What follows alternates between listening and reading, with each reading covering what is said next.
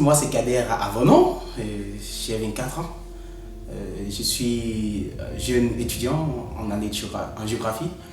Au sein de l'association Béninoise pour la promotion de la famille, je suis jeune volontaire du mouvement d'action des jeunes.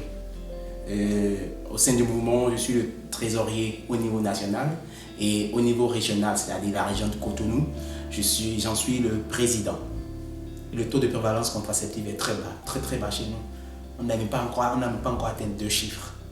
On est tout juste là à 8%, malgré tous les efforts que nous sommes en train de mener. En 2012, lors du sommet de Londres, le Bénin a pris un certain nombre d'engagements pour favoriser l'accès aux méthodes modernes de contraception.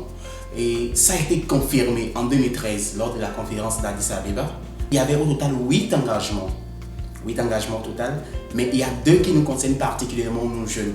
C'est-à-dire notamment l'engagement de rendre gratuit les méthodes modernes de contraception à tous les adolescents dans toutes les formations sanitaires d'ici à 2015. Ça, c'était au moment où l'engagement était en train d'être pris. Il y a aussi l'engagement concernant de rendre le taux de prévalence contraceptive, augmenter le taux de prévalence contraceptive à 20% d'ici 2018. Jusqu'en 2014, rien n'était fait par rapport à la mise en œuvre et à l'opérationnalisation effective de cet engagement-là. Alors, en tant qu'association et mouvement de jeunes, nous sommes mis ensemble en réseautage pour pouvoir plaider auprès du gouvernement pour que l'engagement soit effectif, puisque c'est un engagement qui nous engage, nous jeunes. Alors, nous avons constitué une coalition de jeunes où nous avons mené des actions de plaidoyer à l'endroit des PTF, à l'endroit du gouvernement et à l'endroit de la population et des leaders religieux en général. Les leaders religieux, voilà. Les leaders religieux, c'est pas toujours facile de travailler avec eux parce que la religion a ses principes qui sont pas nécessairement en accord avec les principes de la planification familiale et des méthodes modernes de contraception. Et nous ne sommes pas arrêtés là, nous sommes allés aussi vers les jeunes, eux-mêmes, les bénéficiaires. Puisque si l'engagement est effectif, il faut quand même susciter la demande, il faut qu'il y ait quelqu'un pour recevoir les services. Donc, au sein de la population, nous avons été aussi pour mener des actions de sensibilisation et pour pouvoir susciter un peu la demande et corriger, démystifier la planification familiale, les mauvaises perceptions que les gens ont de la planification familiale. Et dites-vous qu'après ces actions de plaidoyer, nous nous sommes rendu compte que le gouvernement a commencé par se réveiller. Il y a des actions qui ont commencé par être menées, notamment l'allocation d'une enveloppe financière dans l'année là de 100 millions par le gouvernement. Sur les 250 millions prévus, il y a quand même eu 100 millions qui a été accordé. Il y a eu le lancement du plan d'action budgétisé de la planification familiale au Bénin. Et ce lancement a réuni plusieurs partenaires techniques et financiers, les organisations de la société civile et aussi les membres du gouvernement. À part cela, il y a eu, le gouvernement a aussi élaboré l'étude, la politique de faisabilité, l'étude de faisabilité de la politique de gratuité des méthodes modernes de contraception.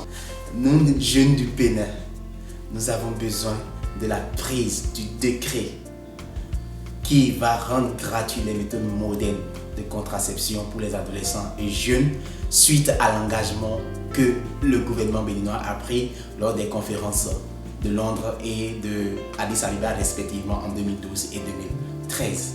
Il s'agira, monsieur le secrétaire du gouvernement, de renforcer l'implication, d'abord la synergie d'action entre les organisations de jeunes et le gouvernement et renforcer leur implication dans toutes les instances de décision qui impactent leur vie, qui ont une influence sur leur avenir en matière de santé sexuelle et reproductive. La troisième chose sera d'accompagner les jeunes dans des actions novatrices, notamment dans le cadre de, lorsque nous parlons de l'entrepreneuriat social aujourd'hui, qui est un aspect très important qui peut soutenir les actions des jeunes dans le cadre de la santé de la reproduction en général. Et je pense que l'Union européenne pourrait déjà faciliter le plateau technique pour que les jeunes puissent recevoir des services adaptés à leurs besoins réels. Moi, personnellement, je pense à un grand centre, vraiment, un centre de leadership.